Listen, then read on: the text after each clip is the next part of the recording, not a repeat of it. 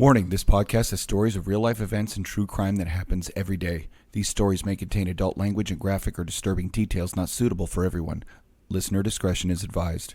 132 in Bush, I've got him at gunpoint. Check the missiles, it's all full evacuation at this time. They're pulling them out. 10-1-1, advise ready for camp. God! Another episode of War Stories. I'm Tom. And I'm Chuck. Ooh, is that the delay today? Is it that strong? Is it that long of a delay? That was a pretty good one. Now it was okay. That one seemed to be a little long. For those of you that are just not just tuning in, for this episode, I want to let everybody know, for some reason, our poor guest has been dealing with Chuck and I for 15 minutes now, dealing with technical problems. So I appreciate you hanging in there. We have a guest this week. His name is Larry Sims. Chuck, tell us about Larry. And or maybe I should, because I actually met Larry first, maybe, and then you can talk about. I don't know. How should we do that? Sure, whatever. I'm coming back to the future right now, so that's right. Your time, just so you know, your delay is getting better. It might have just been. Oh, is it really? That's good. Yeah. I recently attended a couple of incident command system courses as part of my job, and it was the more advanced incident command courses, not the basic ones that you can take online. Some of this stuff you have taken class, and we had two really, really good instructors from, guess what service, Chuck?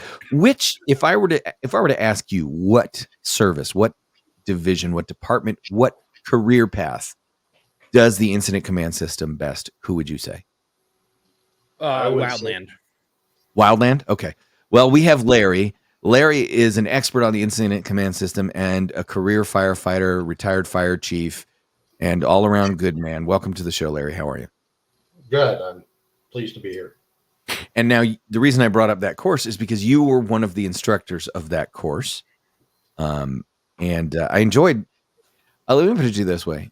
I know Larry's a good instructor because if you can keep my attention span through 3 days of an ICS class devoted to paperwork, which Larry was able to do. It was 3 days on paperwork, you guys. 3 days on paperwork. It was, and Larry was able to at least make it, tolerable. So thank you, Larry. How are you? Okay, good. Yeah, that's one of the challenges in that course is keeping people's interest up. Now, why don't you, for our listeners, kind of give us a Reader's Digest overview of your career path that took you into. Well, actually, let me back up. So who is the best at ICS in your experience? In my experience? FEMA. Yeah, not FEMA. No, I would say probably the fire service uses it the most. Uh-huh. Yet organizations like Team Rubicon, the military, they also use the system. The police use it, but they may not call it incident command. Mm-hmm. It may be they don't realize they're actually using it every day. Right. Oh yeah. Right. And it was said at a recent class, and I think you were the instructor. I don't know if you were. You might not have been in the room when this was said, but one of the reasons that firefighters are better at ICS than cops is that, despite the fact that cops are using the incident command system, cops typically show up to calls in a one-man shop, maybe a two-man shop. Right. Whereas firefighters roll up as a team to everything, right? There's 4 or 5 guys on every call, right? Well, there's usually 4 or 5 minimum, sometimes as many as 100. Right. And it's better to be set up ahead of time rather than Johnny come lately to the program. Right. And in a particular shift as a police officer, if it's a slow shift, you might have a call where there's 4 people on it max. Right. And I think a lot of cops don't understand like what ICS is because they've never heard it. My agency, we heard it all the time. We went to school for it. We did courses on it. ICS this, ICS that, ICS this BS.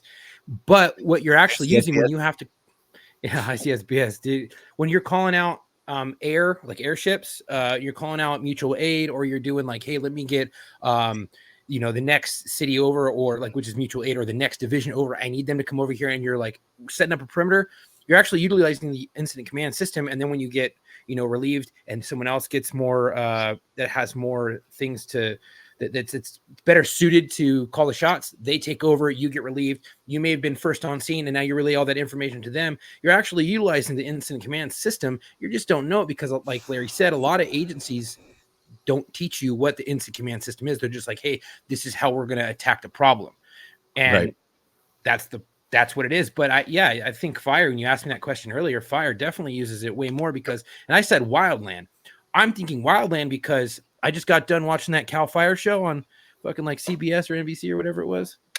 Hey, so, but they're utilizing, people bringing in tractors.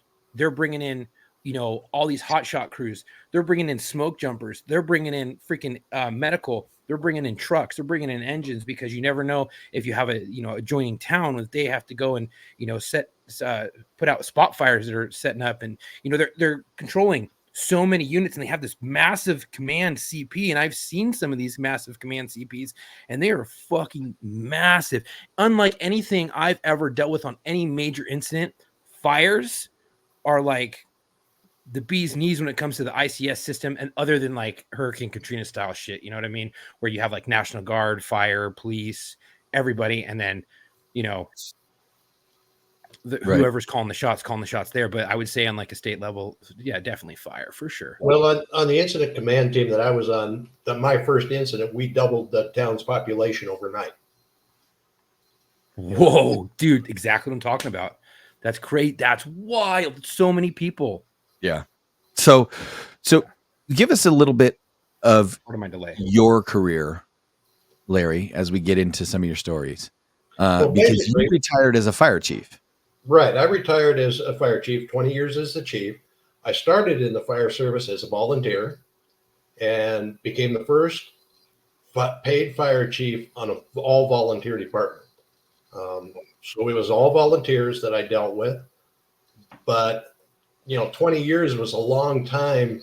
If you look at many fire departments, that's unusual for a chief to last that long.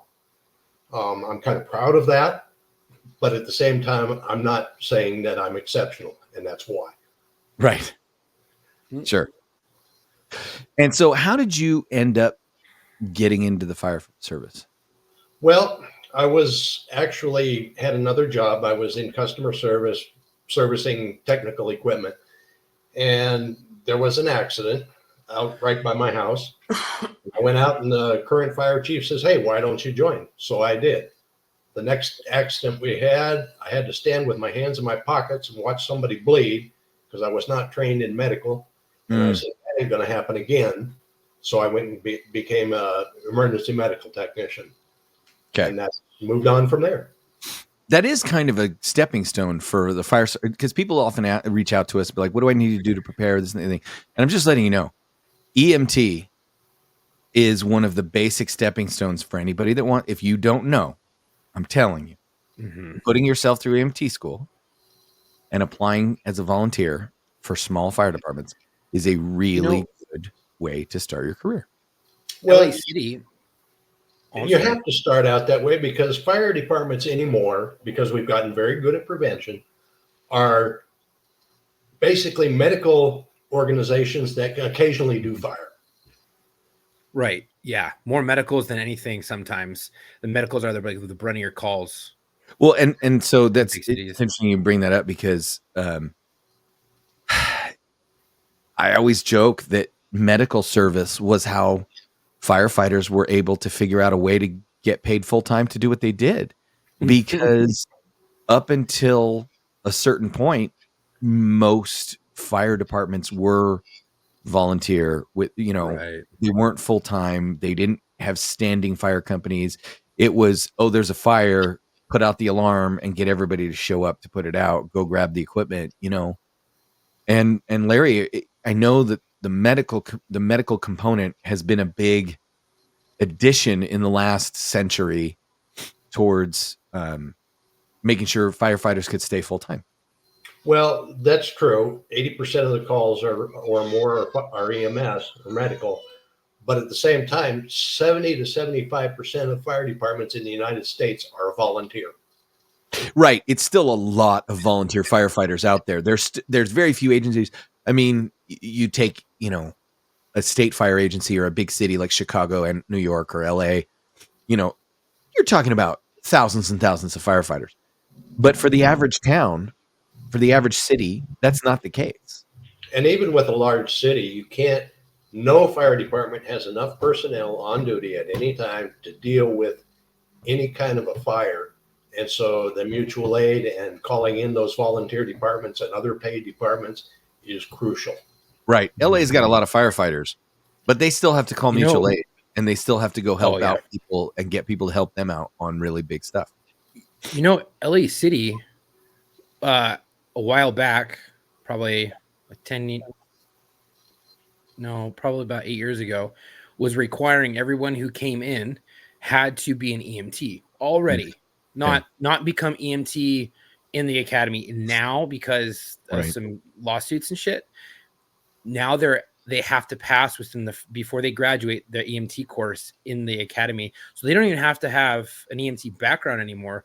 What I thought was interesting, and I think there are still some places around the country, especially the volunteer places, that don't require EMT. Yeah, but you're talking about an agency that has 30,000 people show up to test for 300 jobs. Yeah, I mean, it's crazy. Like, why wouldn't they require EMT anymore? Like, it's just so weird. You get it in the academy. That's weird.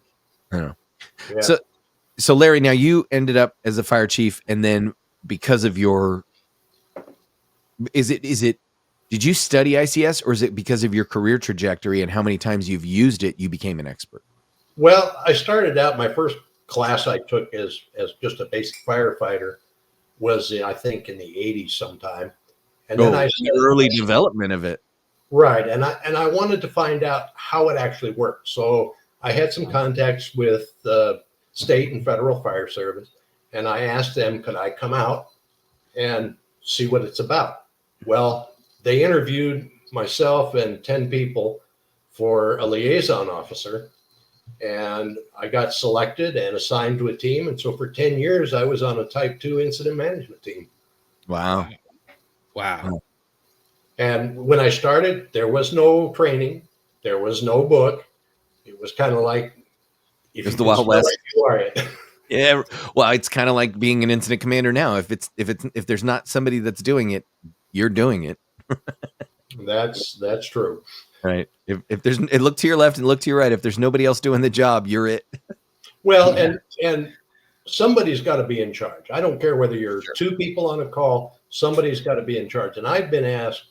We had a bomb threat when actually there was 5 pipe bombs. Law enforcement got there. It was a deputy on duty, and in order to call the bomb squad, it required calling a state communications center and making the request formally.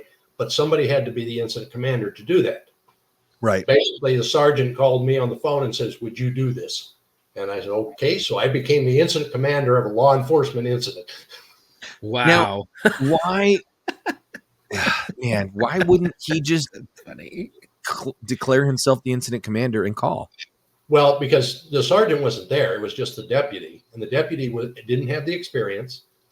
And I've got enough background having, my father was a reserve sheriff in LA. I've got 2 uncles that were in the LA police department.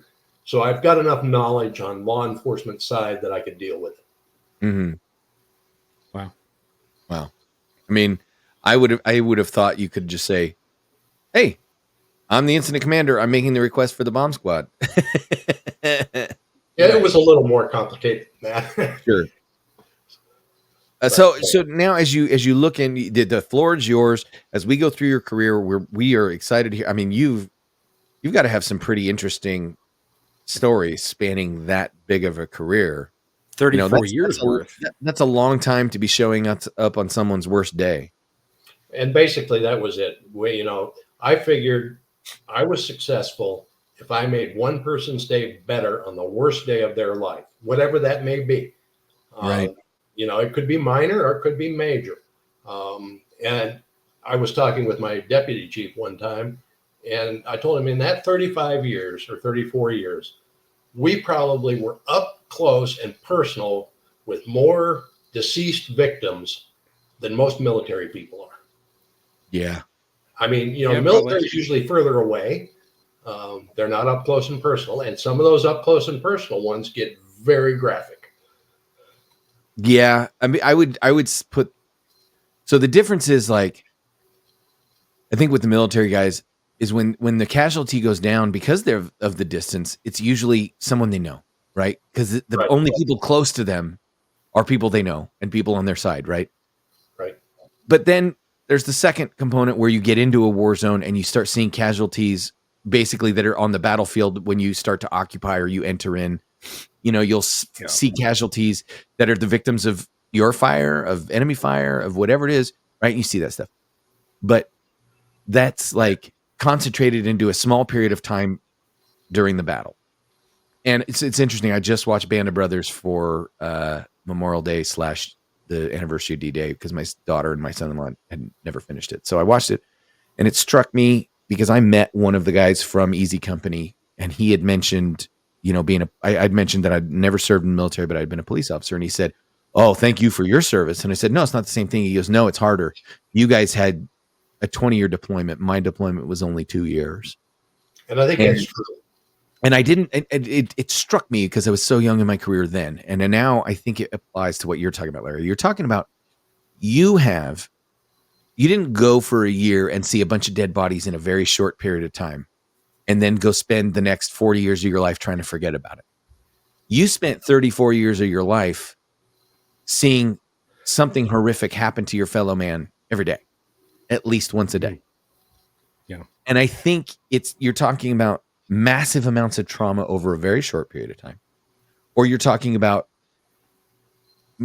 like regular amounts of trauma, but that become massive when you see how they're spread over 34 years. I guess it's the difference between taking a drop of poison every day for 10 years versus drinking a shot glass of poison once. Yeah, I guess you could look at it that way. And some of the calls that we had, they were fairly benign, but then other calls, they get pretty intense. And, I mean, I've gone into scenes where I had a deceased person, been deceased for 3 or 4 days, pretty ugly. And I kept the rest of my crew out because they didn't need to see that. Yeah. Well, so we have a gag on our show, no pun intended, I guess, because I didn't even think about it. Chuck is one of the only cops I know with a very, very weak stomach. And we've joked, That's like true. there have been calls where he has literally told his trainee, "You're handling this, I'll throw up." Right. You're like, And he fully admit, like we have a contest when we do this show live with our listeners. Sometimes they'll send in stuff to see if, they can make him almost throw up. And they have. yeah. But I remember, to your point, and this is why I bring it up. I remember there was a training car on. So it was a FTO and his trainee. And then I was rolling a solo car. And we got dispatched to, an unresponsive elderly female. And that's always how it comes out for us, unresponsive subject. The dispatchers can't tell you they're dead, even though somebody called them up and says, "Hey, I found my grandma. She's dead." Right? They don't say on the radio, "You're going to a dead body." But based on kind of the words. So I go there. I start rolling over there because the training car. I wanted to see how the trainee was going to deal with his first dead body. It was 100 degrees, and it had been 100 degrees for 2 weeks. Oh. And grandma had been down for 5 or 6 days in the house with the air conditioner off. And all the windows shut. Been there, done that. Oh, Got yeah. Oh, So my gosh, I that's showed up, and God bless him if you're out there listening, Captain Tom Way from the fire department was walking out. And I said, "How bad?" And he goes, "It's bad." And I went, "Oh, really? Oh, I can't wait to see." And I was being sarcastic, and he goes, "Don't go in there." I said, "What?" And he goes, I said, "It's not my call. I don't have to go in there, but I was just going to go take a peek with how the trainee was dealing with it." He goes, "I'm keeping my guys out. you can see she's dead. You can make the declaration from 10 feet away. You don't need to check for a pulse. It's bad. And it was not, she had just died in her sleep, but it was 5 days in 100-degree weather with the windows and door shut. Was not good. No. And I saw pictures of it later. And if you don't think you can smell a picture, let me tell you, you can smell a picture. Oh yeah. And so I can appreciate calls where, Larry, you're talking about, you go in and as the boss, you go, all right, as we need as few people as possible coming in here because you don't need to deal with this. Well, and I just need to secure the scene because if it's at a residence, it's got to be investigated as potential crime. So we don't want to disturb any possible evidence too. So I mean, there was two sides to that. Oh, I wish you had been the chief of our fire department. We had fire captains that would cut down victims of hangings and cover them with dirty from the yard. Like it was, and they were like trying to be nice to the family, and they would just, it was awful. We're like, dude, that's a potential crime scene. Yeah, they're all potential crime scenes. Yeah. Do you have anything that sticks out? Like you show up and you go, I wish I could erase that one. I think the one that I would want to erase is, as you and I were talking earlier, would be probably a suicide where a gentleman sat on the train tracks and waited for the train. Oh, it was not pretty. It was spread out bits and pieces over a quarter mile. Yeah. And we wound up having to assist the coroner with finding all of the bits and pieces, cleaning it up afterwards. And, you know, some of the pieces were recognizable as, okay, this is a body part. Some pieces were not. It was just a piece of flesh that was bloody. Right. And then we had to go and wash everything down when we were done. But we had to leave everything in place until the coroner got through with his investigation. Right. So that's a lot of standing around. Yeah, it's you know, it just, we had to stand around, and some of the volunteers that were there, you know, they handled it pretty well, but we had a debrief afterwards, you know. And now, it was a tough one, you know. And I think the other one that stands out was we had a deceased where a pickup truck got hit by a train, twisted more ways than I can even imagine a truck. And I didn't find out till halfway through the incident that one of the firefighters that was there, that was his first call ever. Oh, wow. Oh, wow. You know, so I had to subsequently follow up with him to make sure he was okay and doing all right with the psychological impact. Yeah. How long did it take for you guys to start doing that as an agency?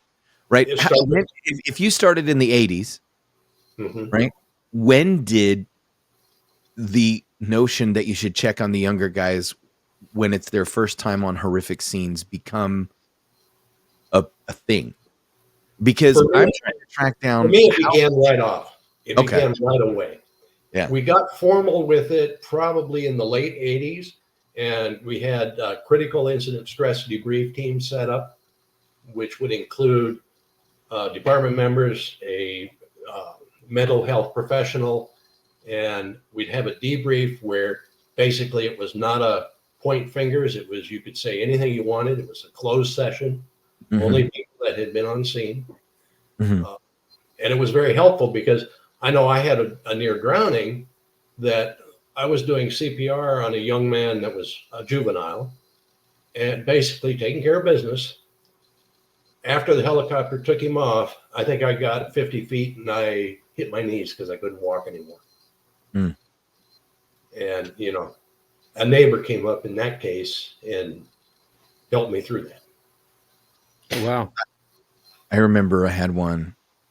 It was a juvenile. I've talked a little bit about it on the show, but it was where my job was I was there for the kid.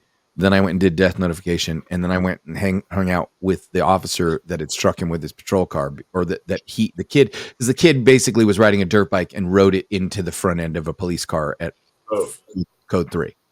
Yeah. So you can imagine, you know, when you're bike hits the push bars and your head hits the teardrop spotlight on the A pillar. You know, luckily he was wearing a helmet, and he survived, but he broke both his arms and his leg in 5 places.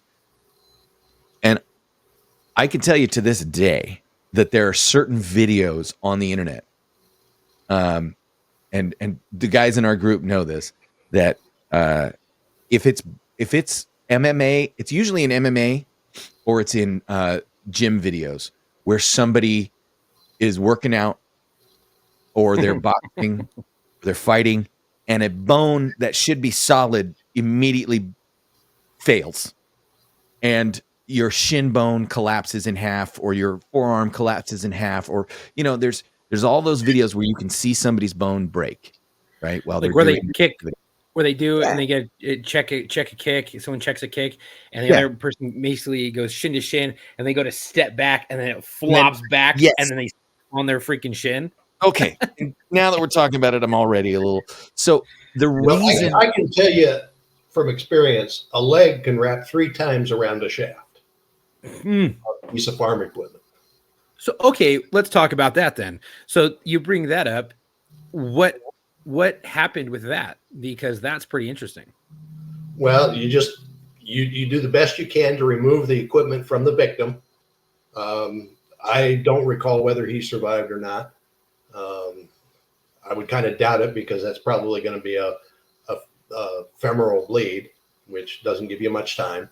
Right. And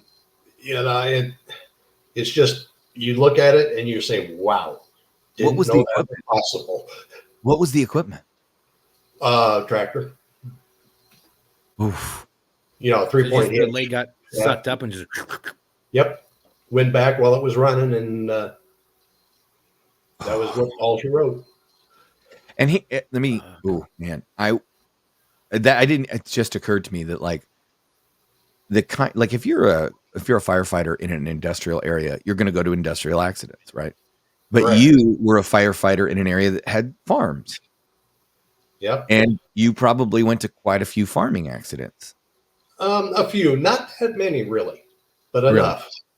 Maybe farmers have dialed it in where they're like, don't put your hand there. Yeah, well, and like I knew other firefighters that had responded to like a guy that fell in a chipper at a lumber mill. Right. When that call went out, I actually listened to it on the radio, and you could tell from the dispatcher's voice that she was shook. Yeah. Wow, dude. We talked to one person who famously went to a wood chipper story. And then I talked to somebody a year and a half later, and he goes, "Oh yeah, I've been to 4 of them." And I went, "What? How?" And that's those things where I wonder, how do you deal mentally with having been to 4 of them? I know what it was like hearing secondhand about one of them, and you're talking about a dispatcher being shaken by hearing a guy go into it. You said it was a lumber mill? Yeah, it was a lumber mill.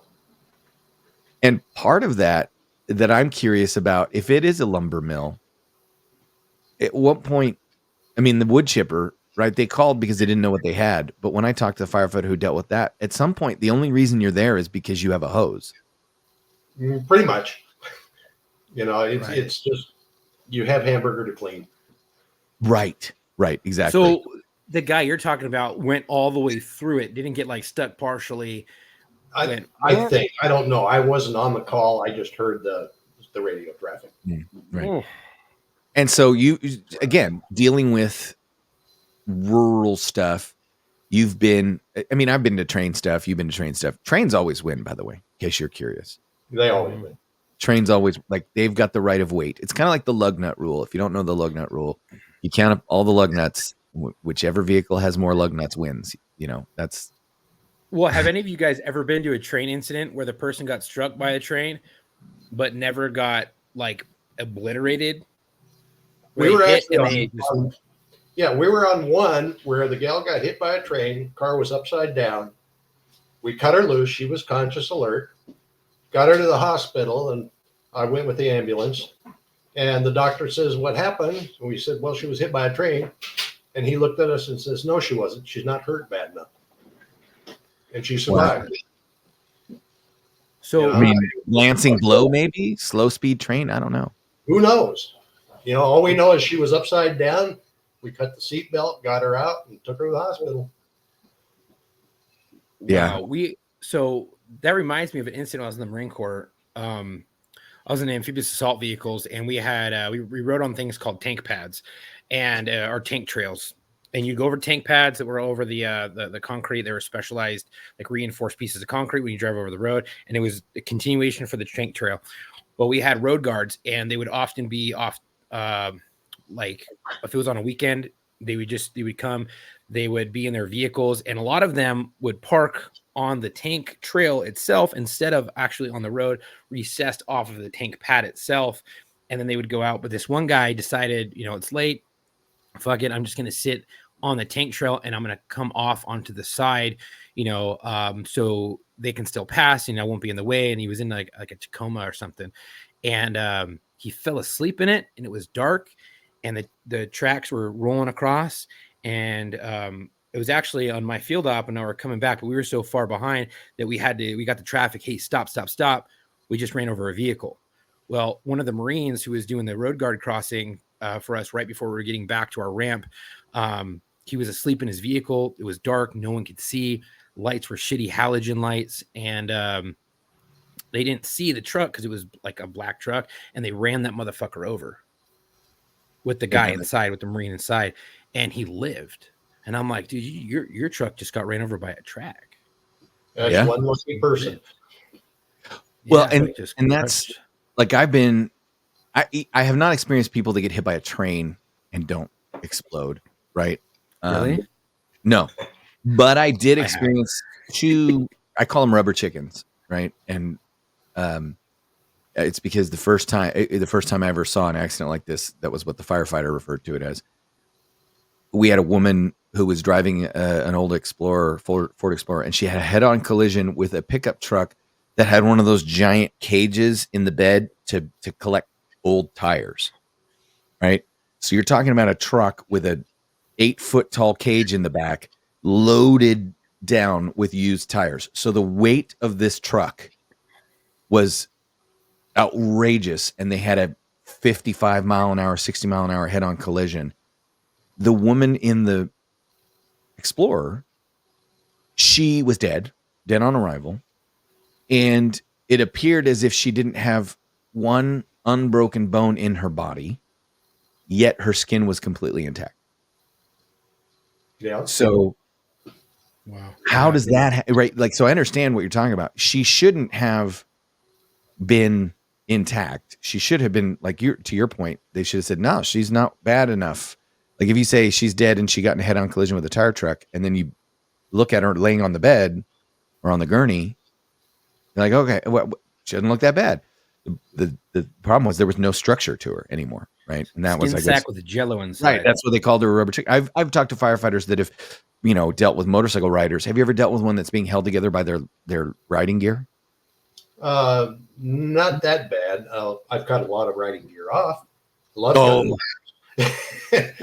There are probably so many motorcyclists that are mad at you. Actually, I had one thank me for cutting his leathers. Did he? Yeah. I've always heard EMT. I've heard it myself, and then I've heard so many EMTs and paramedics and firefighters complain. They go to a motorcycle accident, and the first thing the motorcycle rider says is, "Don't cut my fucking leathers." Oh yeah, you hear that a lot. Yeah. And basically, if it's bad enough, you tell them, "Well, I don't cut your leathers, you die." Right. If you cut your leathers, you might live. Right. And one thing is, it's amazing. The human body is pretty frail, but it's also amazing how much abuse it can take and still That's Keith Richards. live. Yeah. It is amazing.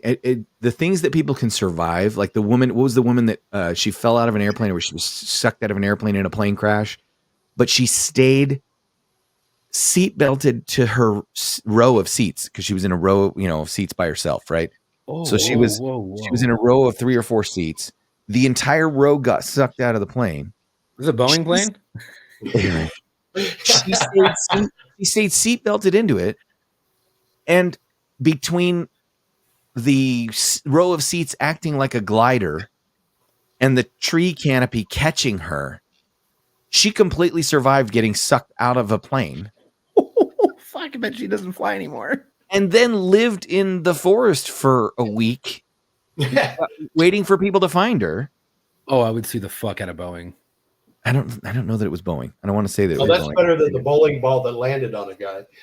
Wait, what? Holy shit. Oh yeah, that happened in Mexico a few years ago. Bowling ball fell out of the cargo area, and it actually hit somebody in the head. And of course, fatal. Oh yeah, 30,000 foot. You know, A bowling ball at 120 miles. Is terminal velocity 120 miles on a bowling? What's terminal velocity on that? I don't know, but it's going to reach terminal velocity before it touches your head. oh yeah. Okay, so what's the weirdest one? Right, we've talked about some crazy. Like everybody I know who's done this job long enough has one where they go, "Oh, you'll never believe this shit." Right? I think the weirdest one we got was a call to a bar, and we get called out. They don't page the medic. You know, they just page us as a quick response and an ambulance to transport, basic life support. And we get there, and the guy's having a little trouble breathing. We start examining him, look on his side, and there's an indentation about an inch in diameter and about an inch and a half deep on the side of his chest. I immediately called for a medic, and the medic gets there and says, "Well, what'd you call me for? This is no big deal," until he saw the wound and said, "Oh, now I know." And the guy basically, other than a little trouble breathing, minor, was fine. But he had landed on a piece of rebar during a, I don't know, being drunk or fight. It didn't puncture. It just made an indentation. Ooh, Lucky. wow. So just blunt force trauma off of a piece of rebar. Right, just blunt force trauma, you know. And See, my old man told me about rebar. Growing up, I've always had this weird respect for rebar because my dad told me about a call he went. Guy fell on a construction site backwards. The rebar went through the base of his skull at the cerebellum and came out between his eyes. Yeah, and he survived. Yeah, I've heard of that before. So he's talking and looking around, and he's like stuck because obviously he's got a piece of rebar in his head. He's like, it's like a toothpick skewering him to the charcuterie board. And my dad said, the only thing they could do was like wrap the rebar enough to dampen the vibrations, Cut it so off, they send him could in. get a metal saw out and cut it off, and then transport him to the hospital with the rebar in his head. Oh yeah, because if you pull it out, you're going to unplug some stuff that's plugged. Right. There's actually an account I follow on social media that deals with it's called North American Rescue. There's one, Savage Paramedics, North American Rescue, free plugs, fuck them. They have a thing where they will show pictures of wounds and stuff like that, or they'll show videos of wounds, and they'll ask, what would you do in this situation? And I follow them because I find that stuff is useful, right? To look at a wound and go, oh, what would I do with this? Ooh. And then they'll, in the comments, you'll see a bunch of people that'll like, you should do this. And they'll respond, yeah, you got to remember this, that, and the other thing. Matt follows it as well. One of our other co-hosts who's now an EMT, was in the Navy. And I mean, there's some weird, like you're talking about, the human body is resilient and can survive some weird stuff. And yet it's the same thing with bullets, because I've seen 22s kill people and 45s not. Right. And I've seen a shot in the head that doesn't kill because it bisects the cranium, but a shot in the ass goes right up into your heart and kills you. Yep. Well, and the 22 fragments so bad that you get bits and pieces going every which way. Yeah. Right. There was like that guy in LA. He was running from the cops, and he got impaled on a piece of metal in a parking structure, and then was just walking around all pale. He was a black dude, and he looked white because of how pale his skin was, because of how much shock he was in. He was just walking around like a zombie with this big freaking piece of metal sticking out from his back, like going out through his chest, and he was alive walking around. And I don't know if he survived or not, but yeah, he was just walking around with that shit impaled in him. And before we get too far into it, your terminal velocity of a bowling ball is 300 miles per hour. Yeah. you had to look it up. Some damage. I did. I looked it up. I wasn't about to do the math, so I just searched that. But yeah, it's 300 miles an hour. So you get hit in the dome with that, your head's coming off. Yep. Anyway, That's pretty funny. It's so funny. You can look up like the internet's a crazy place. So Larry, you've been to an incident. You said something earlier that I wanted to touch on before we run out of time. We're almost out of time. You said that you once went to an incident where you doubled the size of the population of the area you were at. Yep. Town had a population of 300. We had 300 firefighters overnight, and it was a 72,000 acre fire. 72,000 acre fire.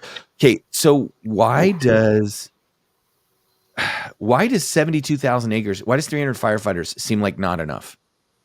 Well, basically, it was in a mountainous area. This was in southern Idaho. It didn't really threaten structures too closely, but it was values at risk were timber and cattle ranchers. There was a lot of cattle ranches in the area. Mm-hmm. And it was a very tough to get to.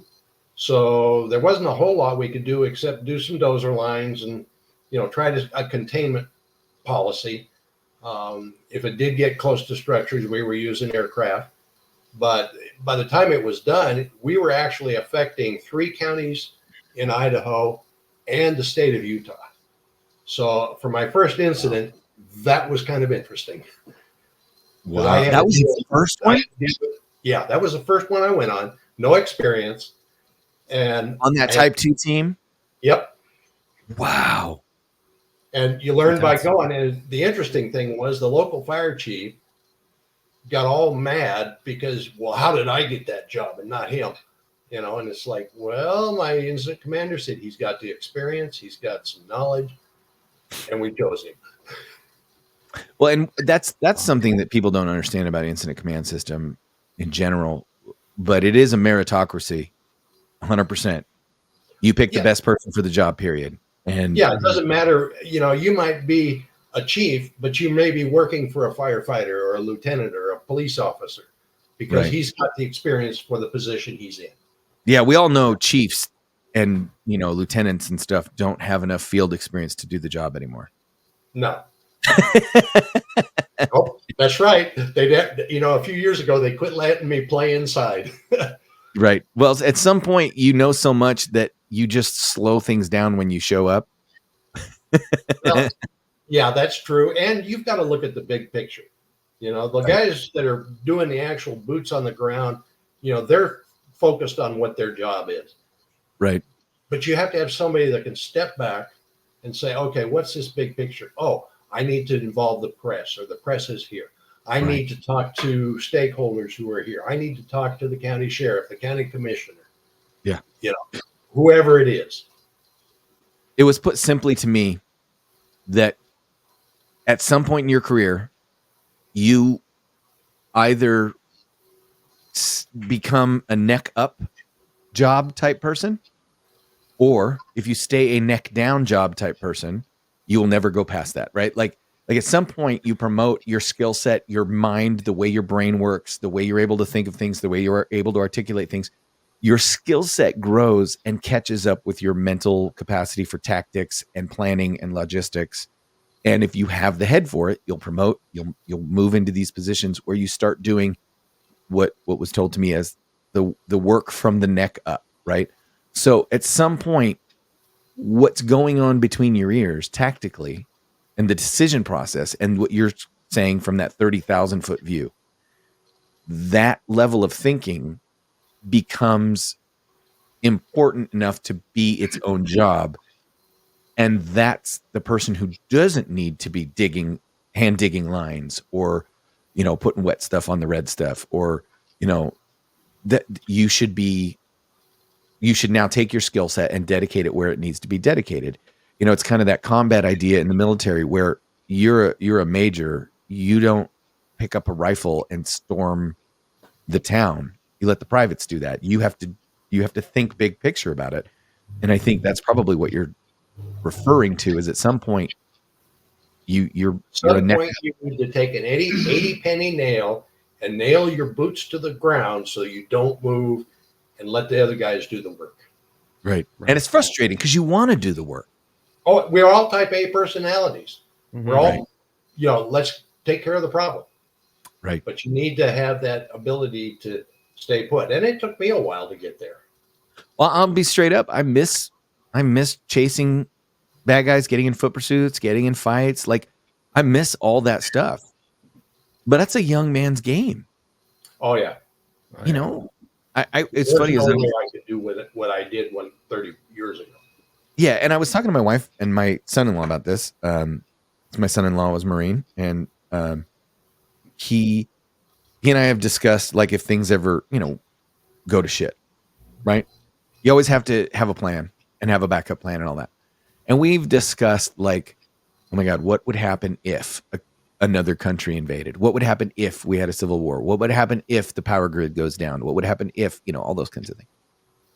And one of the things I told him, I said, dude, my mental, skill set has now exceeded my physical abilities. And I think what I would end up being is I would not be on the front lines. They would end up using me to train people and teach classes and come up with plans, because unfortunately I'm now past the part where I can do the neck down physical stuff as well as some of the 20-year-old guys can. I've still got crazy old man strength, and I can what's that? I ain't as good as I once was, but I'm as good once as I ever was. Yeah. I can do it once, but I don't know if I could do it in a sustained manner. Right. And I think that's what you're talking about. Like, at some point you develop your skill set so that you're a neck up type person. And clearly, Larry, when you show up and you're bringing 300 firefighters with you to your first incident, you've clearly got enough skills and enough experience for this chief, who should have reasonably recognized it's about the best man for the job. It's not about the rank. Mm-hmm. And unfortunately, there are organizations out there where it is still all about the rank, and some people who are of that mindset. And that's I was going to say, yeah, it's not just, I think, I think there are people that feel that way, even, and that feel that way and belong to organizations that don't. True. Which is difficult, because then you're at the, you're at the whim and fancy of the personality of whatever leader you get. But I think it's worse when it's an organization or organizational structure and it's baked into the way that organization does things, because then there is no fighting against it. It just is what it is. Like, that's the way we've always done it. Yep, which is the wrong attitude. Right. But see, what's funny is it's the opposite side of the spectrum. From the wrong attitude on the other side of the spectrum is, well, let's change things just because I'm new. Like, a new boss comes in and says, I'm going to change everything, and doesn't bother to look and see what works. Oh, that's the wrong way to go. I was interviewed once and asked what I would do my first 30 days on the job, and I told them I would do nothing but watch. Right. You need to see how they perform, how they do it, what can be improved, what should you leave the same that's working well. Yeah. Who are my assets? Who are my liabilities? What are my strengths? What are my weaknesses? Where can my organization improve? Because our efficiencies are not great. But where are we really efficient? What do we do well? What do we not do well? Again, all of these questions are things that as a leader you have to ask yourself. And I think that goes to what you're talking about being, sometimes it has to take that 30,000 foot view. Go ahead, Chuck. Mm-hmm. The people I see that come in that want to change absolutely everything, they come in, they're like, this is the way we're going to do it from here on out, and don't really give a chance to, like, okay, hey, see how we operate, see what's going on, see what works and see what doesn't work in your opinion. But when they come in and when they want to change it all the way, those are the ones who are just looking to promote and be out in the air. Well, we actually come up had a person in another organization, and his standard thing was, well, the way we did it where I came from. Right. And that's the wrong attitude, man. That's the wrong attitude. And you say that and you lose all credibility. And it's so powerful. That kind of mindset is so powerful. I'll tell you a quick joke. Is at my agency, we had an expression and we named a specific city, and it was always, well, back in such and such city. And it was because early on in the organization, they had a police officer that worked there so long that the answer to any question of what we should do was always, well, back when I worked at such and such, yeah, this is what we did. And so, because that was his standard response, he didn't have any new innovation. It was always the way we used to do it.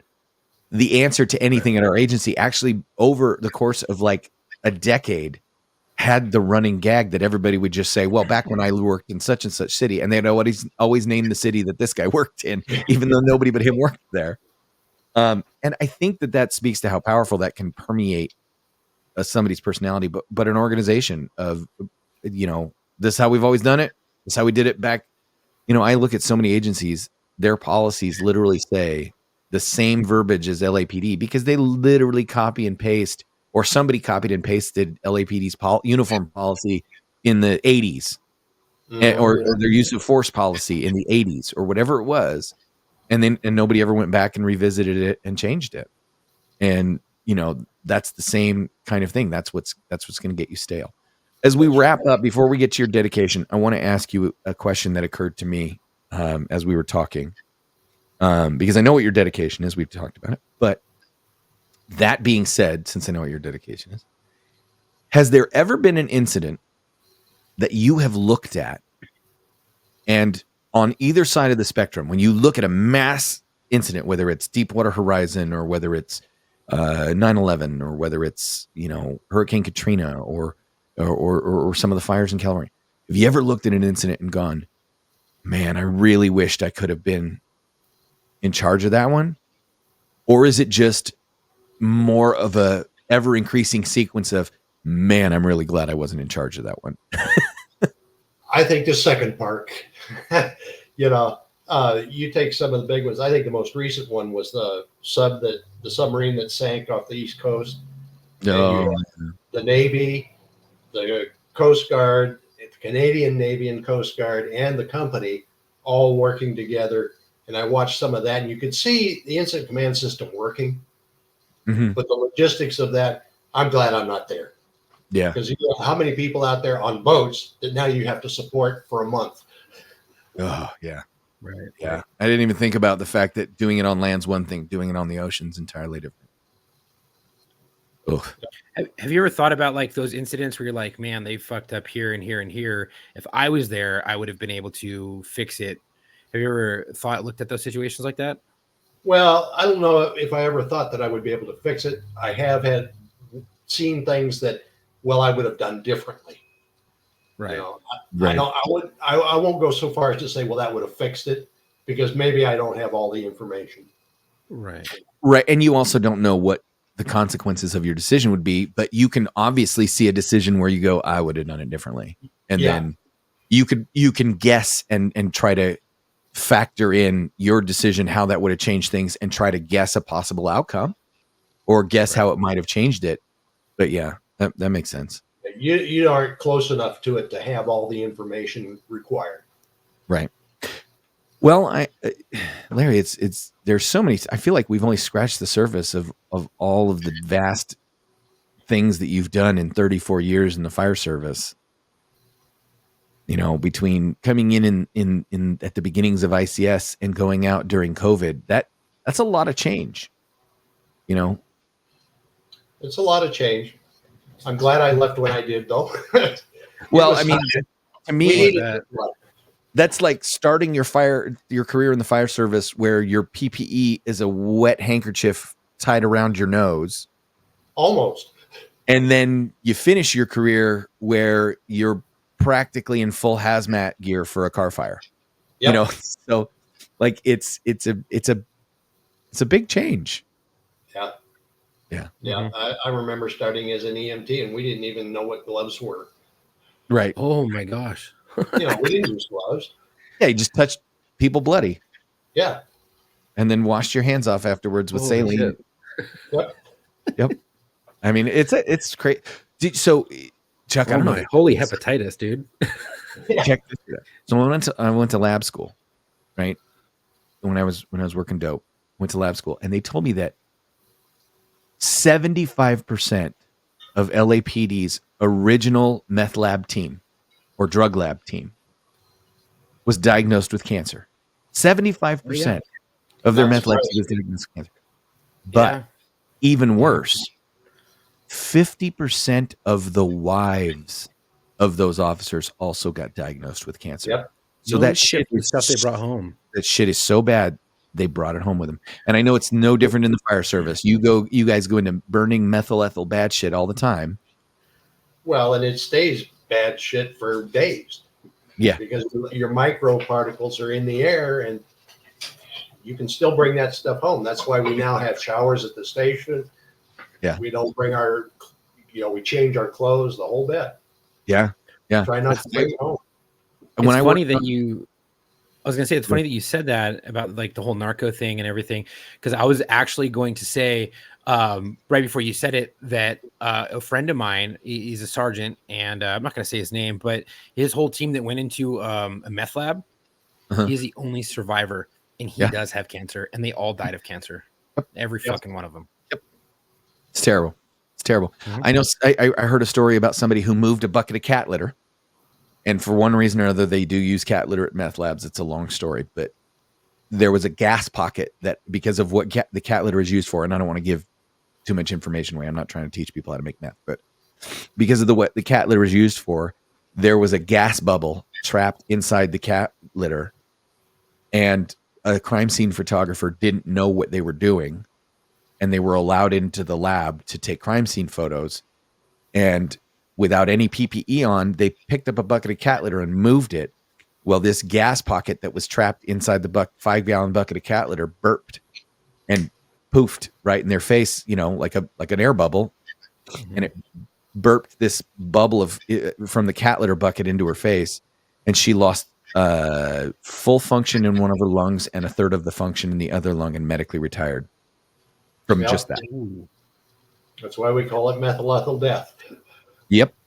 Wow. So, well, Larry, I appreciate you coming on. I would love to talk more to you at some time in the future. Maybe we can have you back on.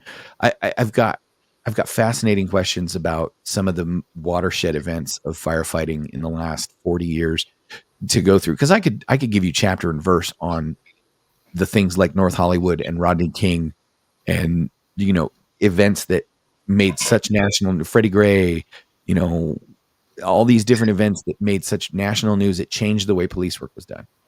But I'd be curious to hear about what you've seen as the evolution of firefighting over the 40 years that you've done it, because of when you came in versus when you went out. Yeah. So that'd be really cool. Chuck, before we get to what you've got, I guess, Larry, you have a dedication. And as always, we let our guests do the dedication, but yours is an interesting one. Chuck doesn't know what it is. I do. And I thought this would be a cool one. Well, I just would like to dedicate this to all of the first responders, law enforcement, fire, medical, that lost their lives just doing their job during 9/11. Because those folks were just doing their job. Yep. They weren't going in to be a hero. They were just doing their job. And it wasn't just the ones that went into the building. There have been people that have died post 9/11 from all kinds of methyl ethyl bad stuff. And they still are. That's something that's a generational event. And from an ICS standpoint, it changed the way ICS was done nationwide. Or I guess it changed, how the nation. It made a paradigm shift in the way correct the East Coast handled incidents. Yeah. So that's I thought that was a good one for you to pick, considering the background that you've had. Thank you very much, Larry, for coming on. I appreciate your time. I'm sorry we had the technical difficulties. But Chuck, why don't you let's finish this out? Well, thank you everyone for listening. Thank you, Larry, for coming on. If you like today's podcast and content we provide, please help us out by rating and reviewing us on Apple Podcast or Spotify, or really whatever podcast platform you listen to us on. Our podcast is available on all major streaming platforms, as well as on our YouTube. You can go to our Instagram and our Facebook. Our Instagram is @war_stories_official, and our Facebook @War Stories Podcast.